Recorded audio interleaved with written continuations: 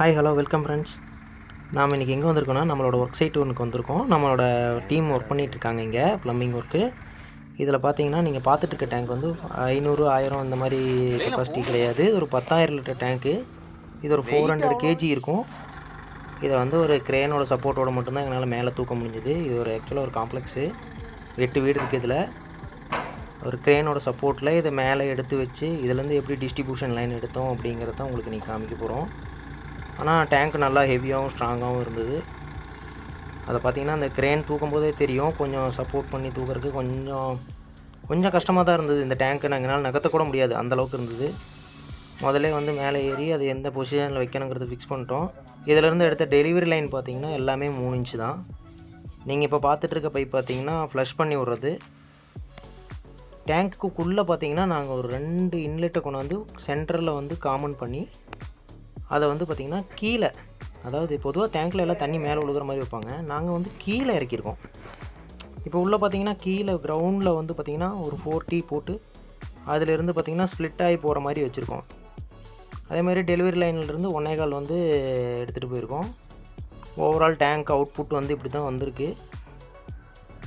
நீங்கள் இந்த மாதிரி வந்து பார்த்திங்கன்னா டெலிவரி லைன் வந்து பெரிய டெலிவரி காமன் டெலிவரி எடுத்து அதுலேருந்து ஸ்ப்ளிட் பண்ணும்போது ப்ரெஷர் ஈவனாக இருக்கும். இன்லெட் பார்த்திங்கன்னா 2 பைப் வருது. இதில் ஒரு NRV 2 ப்ரொவிஷன் பண்ணியிருக்கோம். ஒரு ஃப்ளோட் ஒன்று வருது. இப்போ மேலேருந்து பார்த்திங்கனாவே தெரியும், உள்ளுக்குள்ளே பார்த்திங்கன்னா ஸ்ப்ளிட் ஆகிருக்கும்.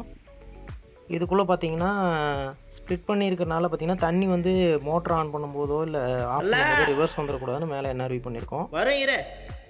இதில் பார்த்திங்கன்னா தண்ணி உள்ளே வரும்போது உள்ளுக்குள்ளே ஏதாவது டஸ்ட்டோ இல்லை ஏதாவது சால்ட்டோ உள்ளே வந்து தேங்கியிருக்கு அப்படின்னா அப்படியே வந்து சால்ட்டு வந்து பர்மனெண்ட்டாக சாலிட் ஆகாது. தண்ணி உள்ளே ஃபோர்ஸாக உள்ளே என்ட்ராகும்போது பார்த்திங்கன்னா அந்த சால்ட்டு வந்து பார்த்திங்கன்னா கலங்கிரும். டஸ்ட்டெல்லாம் வந்து அப்படியே பைப்பாக வெளியே வந்துடும். அதேமாதிரி டேங்க் ப்ளஷ் பண்ணும்போதும் அதே மாதிரி தான். நீங்கள் தண்ணி ஒருக்கா வந்து ஃபுல் ஃபோர்ஸில் உள்ளே வரும்போது நீங்கள் தண்ணி அந்த ப்ளஷ் வால்வ் ஓப்பன் பண்ணி விட்டிங்கன்னா டேங்க்கில் இருக்கிற தண்ணியில் இருக்க டஸ்ட் பார்ட்டிகல்ஸ்லாம் ஒரு 70% வெளியே போயிடும். அதுக்கப்புறம் நீங்கள் டேங்க்குள்ளே இறங்கி ஈஸியாக க்ளீன் பண்ணி எடுத்துடலாம். தண்ணி உள்ளே வரது நீங்கள் பார்த்துட்ருப்பீங்க பாருங்கள். தண்ணி உள்ளே வந்ததுக்கப்புறம் தண்ணி வந்து ஒரு ஆக்ஷன்லேயே இருக்கும், ஒரு லைட் ரொட்டேஷன் அந்த மாதிரியே தான் இருக்கும். அதே மாதிரி பார்த்திங்கன்னா இதுலேருந்து டெலிவரி லைன்ஸ் பார்த்திங்கன்னா ஒரு 8 டெலிவரி எடுத்திருக்கோம், 2 இன்லெட் எடுத்திருக்கோம். பார்த்திங்கனாவே தெரியும். அவ்வளோதான் ஃப்ரெண்ட்ஸ், இந்த சைட்டில் ஒர்க்கு கம்ப்ளீட் ஆயிடுச்சு.